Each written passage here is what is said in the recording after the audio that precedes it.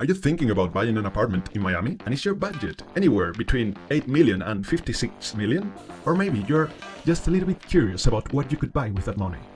Today we're going to break down exactly what it makes sense to invest your money and where it absolutely doesn't. To do that, I've handpicked not one, not two, but three completely different apartments with different sizes, features and purposes, all inside the same tower. That's right, same building in Miami, same views, same location. The magic here is that, being in the same tower, their prices differ by over 40 million. And no, that's not a typo. Here we are going to see the reasons for such a difference in prices. Don't be intimidated by the price tag, whether it's 50 million, 10 million or $400,000, the foundation of a good real estate decision is always the same: thoughtful architecture. The only thing that changes is the number of zeros. Here is where high-end design meets reality.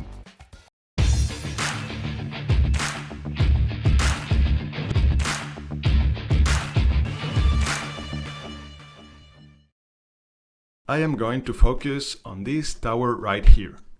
Prime location right on one of Miami's main coastal avenues. First line to the beach, packed with green spaces, services and lifestyle options. Sounds like a dream, right?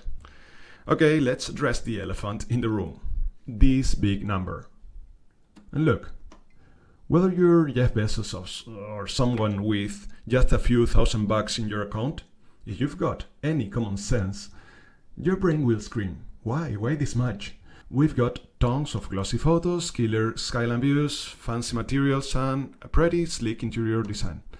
And actually, I'll tell you something curious I figured out just by looking at the decor. It hints at how the space is currently being used. Stick with me and you will see what I mean. Now this floor plan.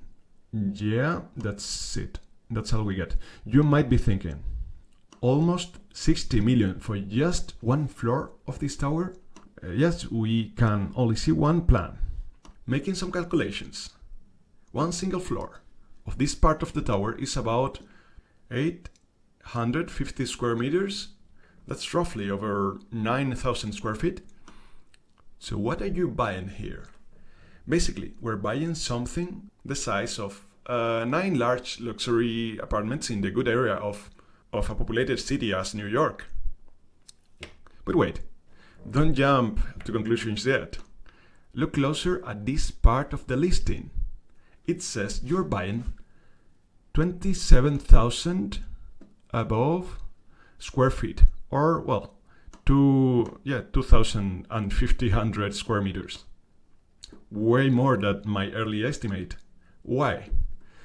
Because if you check this section of the tower, you'll see that we're actually looking at just one of maybe 2 or 3 floors included in this property. This dark zone, it's a bundle of multiple floors, you see?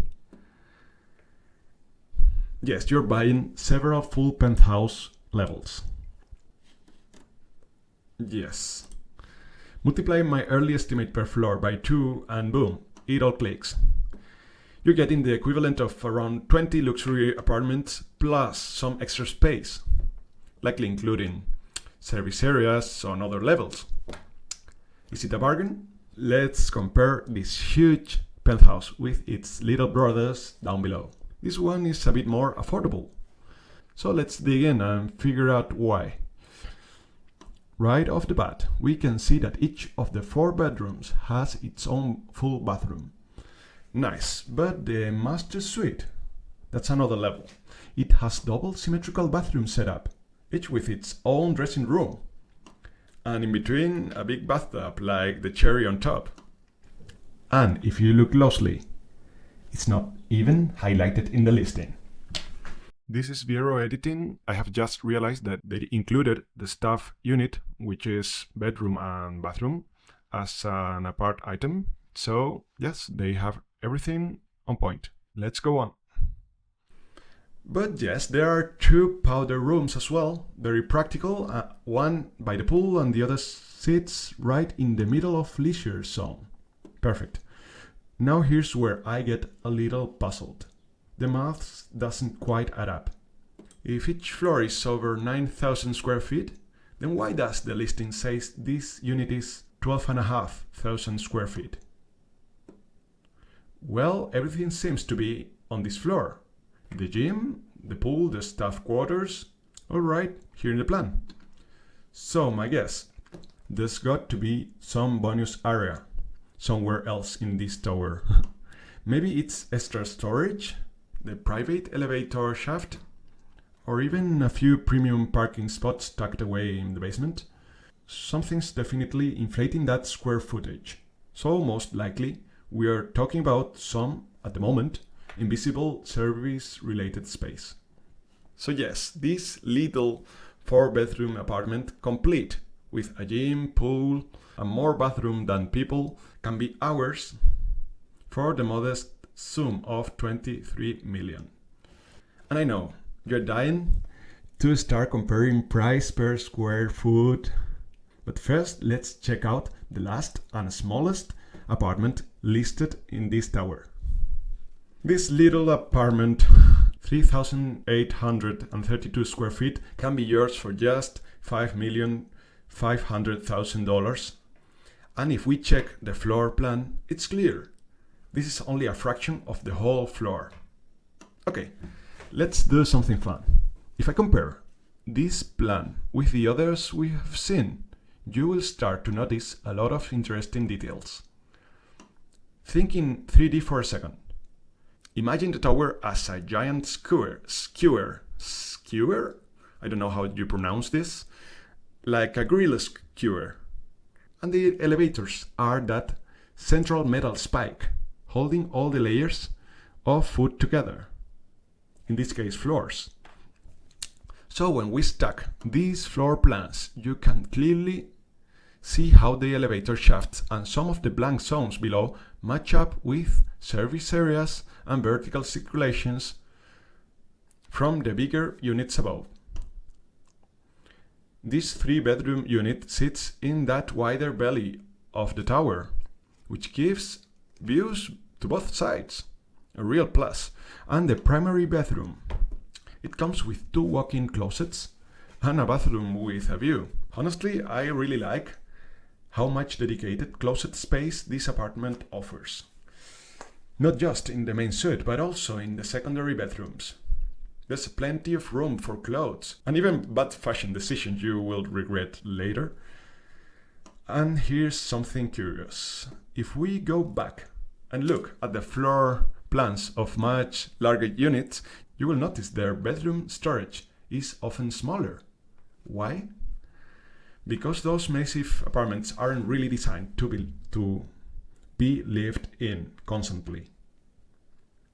Do you understand? For months. They are more likely event venues or luxury hotel suites, where guests show up with a weekly bag, not a full wardrobe. And you can tell just by the staging. I'm pretty sure those big units are being rented out for events or extended stays until they find a buyer. 2. The minimalist decor is a strategy.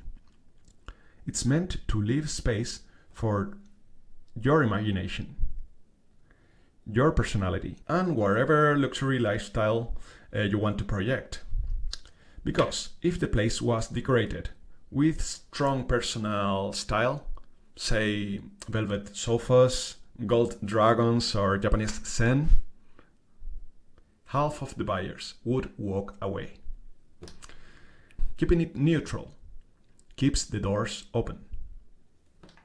Okay, now back to this smaller apartment. No gym, no pool, but what you get is a real home layout.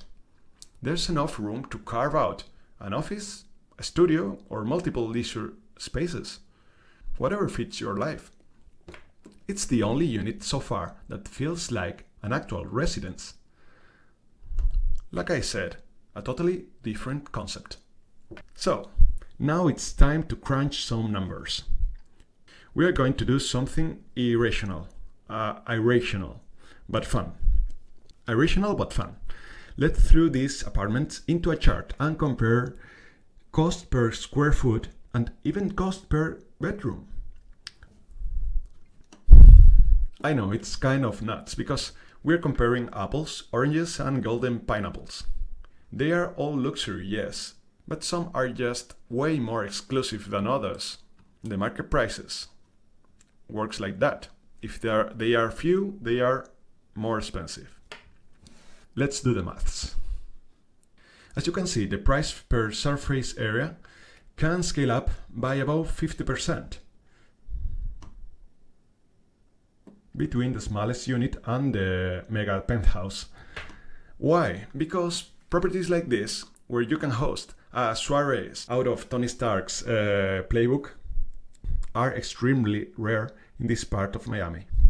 We could do a similar comparison between the cheapest on this pack and another property in the same area.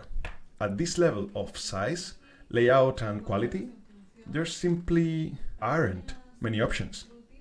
Sure, you can buy plenty of properties in these zones for 50, 100,000, but the ones we just analyzed, those are different breed altogether. So now it's your turn. Which one of these would be your best buy pick? If you had 60 million to invest, would you drop it all on the 2-story penthouse in the core of Miami? Let me know your thoughts and your questions down in the comments. I want to see where you all stand. Thanks for watching. As always, see the big picture and keep thinking forward.